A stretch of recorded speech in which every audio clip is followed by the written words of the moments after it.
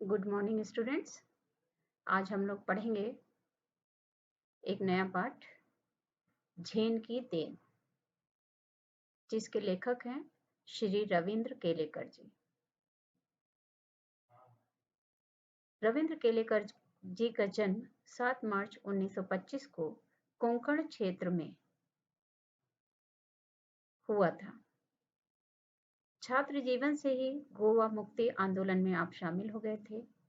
गांधीवादी चिंतक के रूप में विख्यात केलेकर ने अपने लेखन में जन जीवन के विविध पक्षों, मान्यताओं और व्यक्तिगत विचारों को देश और समाज के परिप्रेक्ष्य में प्रस्तुत किया है।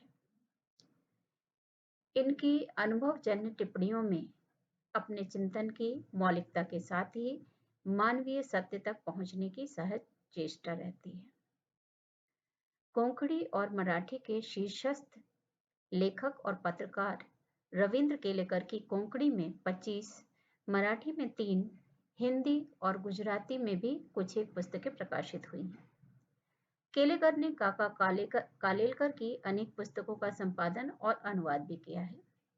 गोवा कला अकादमी के साहित्य पुरस्कार सहित कई पुरस्कारों से सम्मानित केलेकर की प्रमुख कृतियां हैं कोंकणी में उजवा ढाचे सूर, समिधा सांगली, ओथांबे, मराठी में कोंकणीचे राजकरण, जापान जैसा दिसला और हिंदी में पतझड़ में टूटी पत्तियां। तो ये था उनका साहित्य के प्रति योगदान। आइए जानते हैं पाठ के बारे में। ऐसा माना जाता है कि बहुत कुछ कह देना कविता का गुण है। जब कभी यह गुण किसी गद्य रचना में ही दिखाई देता है तब उसे पढ़ने वाले को यह मुहावरा याद नहीं रखना पड़ता है कि सार सार को गही रहे तोता दे उड़ाए। सरल लिखना, थोड़े शब्दों में लिखना ज्यादा कठिन काम है, फिर भी यह काम होता रहा है। सूक्ति कथाएं, आगम कथाएं, जातक कथाएं, पंचतंत्र की कहानियां उसी लेखन के प्रमाण हैं। यही काम कोंकणी में रविंद्र केलेकर जी ने किया है। प्रस्तुत पाठ के प्रसंग पढ़ने वालों से थोड़ा कहा बहुत समझना की मांग करते हैं। ये प्रसंग महज पढ़ने सुनने की नहीं, एक जागरूक और सक्रिय नागरिक बनने की प्रेरणा भी देते हैं। इन्होंने 2 प्रसंग इसमें हैं। एक है गिन्नी का सोना, जो इस बार सीबीएसई के सिलेबस में नहीं है, और दूसरा है झेन की देन। हम लोग दूसरा प्रसंग ही पढ़ने वाले हैं, झेन की देन। झेन की देन बौद्धिक दर्शन में वर्णित ध्यान की उस पद्धति की याद दिलाता है जिसके कारण जापान के लोग आज भी अपनी व्यस्ततम दिनचर्या के बीच कुछ चैन भरे पल पा जाते हैं। और अधिक विस्तार से हम लोग झेन के बारे में जानेंगे कि झेन का क्या अर्थ है। देखिए, झेन अंग्रेजी जेन को भी कहा जाता है, ZEN। इसका शाब्दिक अर्थ ध्यान माना जाता है। इसकी शुरुआत महात्मा महाकश्यप ने की थी तथा ये बौद्ध धर्म का एक संप्रदाय है जो जापान के सैमुराई वर्ग का धर्म है। प्रारंभ में जापान में बौद्ध धर्म का कोई संप्रदाय नहीं था, किंतु धीरे धीरे वो 12 संप्रदायों में बढ़ गया, जिसमें झेन भी एक था। दूसरा प्रसंग हम जानते हैं। झेन बौद्ध दर्शन में वर्णित ध्यान की उस पद्धति की याद दिलाता है जिसके कारण जापान के लोग आज भी अपनी व्यस्ततम दिन भर के कामों के बीच भी सुकून के पल हासिल कर ही लेते हैं। जापान में कोई आराम से नहीं चलता, बल्कि दौड़ता है, अर्थात सब एक दूसरे से आगे जाने की सोच रखते हैं। तो आइए हम लोग पढ़ेंगे पाठ झेन की देन, जिसके लेखक हैं रविंद्र केलेकर जी। जापान में मैंने अपने एक मित्र से पूछा, मैंने अर्थात लेखक ने, कि यहाँ के लोगों को कौन सी बीमारियां अधिक होती हैं। अजीब सा प्रश्न है कि यहाँ के लोगों को कौन सी बीमारियां अधिक होती हैं। मानसिक, उन्होंने जवाब दिया। यहाँ के 80% लोग मनोरुग्ण हैं, 80%। तो यहाँ पर मानसिक बीमारियां साइकोलॉजिकल मानसिक माने मन से संबंधित बीमारियां अधिक होती हैं और मेंटली रूप से लोग सिक हैं, कमजोर हैं और किसी ना किसी प्रकार की बीमारी से ग्रस्त मन की बीमारी से ग्रस्त हो जाते हैं। उसकी वजह क्या है, इसकी क्या वजह है? लेखक ने प्रश्न किया। उन्होंने जवाब दिया कि हमारे जीवन की रफ्तार बढ़ गई है, बहुत तेजी बहुत स्पीड आ गई है। यहाँ कोई चलता नहीं है बल्कि दौड़ता है, कोई बोलता नहीं बकता है। हम जब अकेले पढ़ते हैं तब अपने आप से लगातार बड़बड़ाते रहते हैं। अमेरिका से हम प्रतिस्पर्धा करने लगे। प्रतिस्पर्धा मीन्स कंपटीशन करने लगे। एक महीने में पूरा होने वाला काम एक दिन में ही पूरा करने की कोशिश करने लगे। वैसे भी दिमाग की रफ्तार हमेशा तेज ही रहती है। तो यहाँ लेखक को वजह बताई है कि क्यों लोग मनोरोगी बनते जा रहे हैं, क्यों इस तरह के मानसिक अवसाद से ग्रस्त होते जा रहे हैं। उनका कहना है कि यहाँ पर कोई चलता नहीं है, कोई धीमी गति से नहीं चलता, अर्थात धीमी गति से किसी कार्य को नहीं करता, बहुत तेजी से करना चाहता है। कोई बोलता नहीं है कि धीरे धीरे बोल करके अपनी बात को एक्सप्लेन नहीं करता है, बहुत तेजी से रहता है, अपनी बात बोलकर चले जाता है। लेकिन जब हम अकेले पढ़ते हैं तो आपसे बड़बड़ाते रहते हैं। अमेरिका से कंपटीशन है जापान का। एक महीने में जो काम पूरा होता है उसे जापान एक दिन में पूरा करने की कोशिश करता है। वैसे भी दिमाग की रफ्तार तेज रहती है, हमारे काम की गति धीमी रहती है, लेकिन हम जो सोचते हैं बहुत दूर तक की सोच लेते हैं। उस स्पीड का इंजन लगाने पर वो 1000 गुना अधिक रफ्तार से दौड़ने लगता है, अर्थात हमारा शरीर उतना काम नहीं कर पाता जितना हमारा दिमाग करना चाहता है। फिर एक क्षण ऐसा आता है जब दिमाग का तनाव बढ़ जाता है, जब हम सोचते हैं कि हमें बहुत सारे काम करने हैं, जल्दी करने हैं, समय की पाबंदी है। तो क्या होता है, हमारा मानसिक तनाव बढ़ने लगता है और पूरा इंजन टूट जाता है, दिमाग से नियंत्रण खत्म हो जाता है। यही कारण है कि जिससे मानसिक रोग यहाँ बढ़ गए हैं। तो लेखक के मित्र ने बताया कि तेज दौड़ने की रफ्तार के कारण, तेज गति के कारण दिमाग पर से नियंत्रण खत्म हो जाता है और क्या होता है, इसके कारण मानसिक रोगी बढ़ते जाते हैं।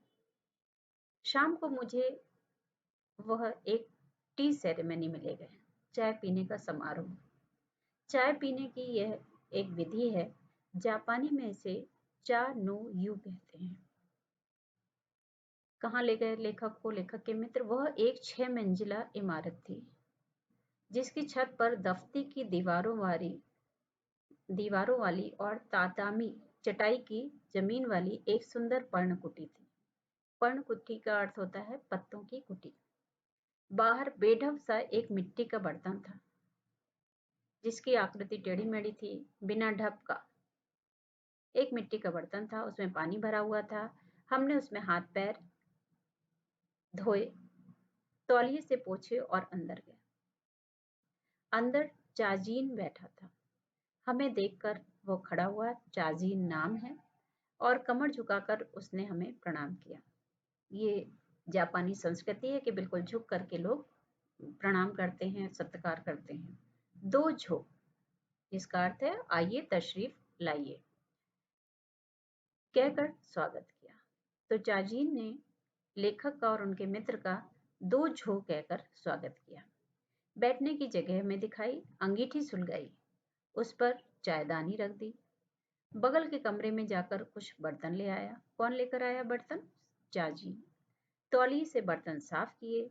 सभी क्रियाएं इतनी गरिमापूर्ण ढंग से की गई कि उसकी हर भंगिमा से लगता था, उसके हर मनोभाव से लगता था, उसके चेहरे के एक्सप्रेशन से लगता था कि मानो जय जयवंती के सुर गूंज रहे हों। ये एक राग है, संगीत का एक राग है। तो लेखक को लगा कि इतने तरीके से, इतने विधि विधान से चाजीन बर्तनों को साफ कर रहा था, सारी क्रियाएं कर रहा था, तो उन्हें लगा कि जैसे कि राग जय जयवंती के स्वर गूंज रहे हों। वहां का वातावरण इतना शांत था। खासियत वहां की क्या थी कि वातावरण इतना शांत था कि चायदानी के पानी का खदबदाना, अर्थात चायदानी में जो पानी उबल रहा था उसकी आवाज भी स्पष्ट सुनाई दे रही थी लेखक को। चाय तैयार हुई, उसने वो प्यालों में भरी, फिर वे प्याले हमारे सामने रख दिए गए। वहां हम 3 मित्र ही थे। इस विधि में शांति मुख्य बात होती है। तो जो चाय पीने की टी सेरेमनी थी, उसकी खासियत क्या थी? ये 3 ही लोग थे वहां पर और इस विधि की खासियत होती है शांति। वहां 3 से अधिक आदमियों को प्रवेश नहीं दिया जाता। टी सेरेमनी की खासियत है कि वहां 3 लोगों को ही प्रवेश दिया जाता है, उससे ज्यादा लोगों को प्रवेश नहीं दिया जाता। और प्याले में 2 घूंट से अधिक चाय नहीं थी। हम ओठों से प्याला लगाकर एक एक बूंद चाय पीते रहे। कितना मुश्किल है। कहाँ तो अपनी संस्कृति में, अपने परिवार में, अपने घरों में आप देखते होंगे 2-4 मिनट में, 5 मिनट में लोग चाय पी करके खत्म कर देते हैं। लेकिन जो जापानी संस्कार था, जापान में जो टी सेरेमनी थी, उसमें 2 घूंट चाय को करीब 1.5 घंटे में खत्म करना था और एक एक बूंद चाय ये लोग पीते रहे। करीब 1.5 घंटे तक चुस्कियों का ही सिलसिला चलता रहा। पहले 10-15 मिनट में तो मैं उलझन में पड़ा, क्योंकि लेखक को तो आदत नहीं थी कि थोड़ी सी चाय को 1.5 घंटे तक पीते रहे, उनको उलझन हुई। फिर देखा दिमाग की रफ्तार धीरे धीरे धीमी पड़ती जा रही है। अर्थात ध्यान कहाँ केंद्रित हो गया? सिर्फ चाय पर लेखक का ध्यान केंद्रित हो गया। उनकी सोचने की रफ्तार धीमी हो गई और वो चाय पर केंद्रित हो गया। थोड़ी देर में दिमाग की रफ्तार बिल्कुल बंद हो गई। मुझे लगा मानो अनंत काल में मैं जी रहा हूं। यहाँ तक कि सन्नाटा भी मुझे सुनाई देने लगा। अर्थात लेखक किसमें केंद्रित हो गए? बिल्कुल चाय में, कि उन्हें धीरे धीरे उस चाय को पीना था, 1.5 घंटे तक पीना था और उन्हें लगा कि उनके दिमाग की रफ्तार कहाँ केंद्रित हो गई? सिर्फ चाय के प्याली पर केंद्रित हो गई और बाकी तरफ उन्होंने सोचना समझना बंद कर दिया। और इतना सन्नाटा था, इतनी शांति थी कि उन्हें लगा कि मुझे सन्नाटा भी सुनाई दे रहा है। अक्सर हम या तो गुजरे हुए दिनों की खट्टी मीठी यादों में रहते हैं या भविष्य के रंगीन सपने देखते रहते हैं। तो लेखक का कहना है, या तो हम बीते हुए समय में उलझे रहते हैं कि हमारे साथ क्या अच्छी घटनाएं घटी हैं, क्या और बुरा वक्त हमारा बीता, हम उसी में उलझे रहते हैं कि देखो ऐसा हुआ था, ऐसी घटनाएं हमारे साथ घटी थी। या फिर क्या देखते हैं हम कि भविष्य के लिए हम क्या योजनाएं बना सकते हैं, भविष्य के लिए हम क्या कर सकते हैं। तो ये योजनाएं हम बनाते रहते हैं, भविष्य के रंगीन सपने देखते रहते हैं। तो या तो हम भूतकाल की बात करते हैं, बीते हुए समय की बात करते हैं, या फिर हम भविष्य के बारे में सोचते रहते हैं।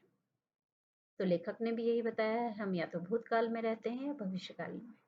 असल में दोनों काल मिथ्या हैं। एक तो बीत गया, उसके बारे में सोचने से क्या फायदा, लेखक का कहना है। और एक जो आने वाला है, उसके बारे में कुछ कहा नहीं जा सकता। जो बीत गया वो भी हमारे सामने नहीं आ सकता और जो आने वाला है उसके बारे में भी हम कुछ नहीं कह सकते। कल्पना कर सकते हैं, योजनाएं बना सकते हैं। योजना बनाने को लेखक ने मना नहीं किया है, लेकिन योजना बनाने के कारण हम अपने वर्तमान को गंवाएं नहीं, वर्तमान को अपने से दूर ना करें। तो हमारे अंदर जो वर्तमान एक चला गया है और दूसरा आया नहीं है। हमारे सामने जो वर्तमान क्षण है, जो क्षण हम जी रहे हैं, वही सत्य है, उसी में जीना चाहिए। लेखक का कहना है कि हम अपने वर्तमान को खोते चले जाते हैं, उसको हम इतिहास बनाते चले जाते हैं और भविष्य के बारे में कल्पना करते रहते हैं। तो ये हमारी सबसे बड़ी कमी है कि हम वर्तमान को जी ही नहीं पाते, उसका आनंद ही नहीं उठा पाते। उसी में जीना चाहिए। चाय पीते पीते उस दिन मेरे दिमाग में भूत और भविष्य दोनों काल उड़ गए थे। लेखक का कहना है कि जिस टी सेरेमनी में वो गए थे, वहां पर जिस विधि से उन्होंने चाय पी, उस समय वो ये महसूस कर रहे थे कि उनके दिमाग में ना तो भूतकाल था, बीता हुआ इतिहास था, और ना भविष्य काल की योजनाएं थी।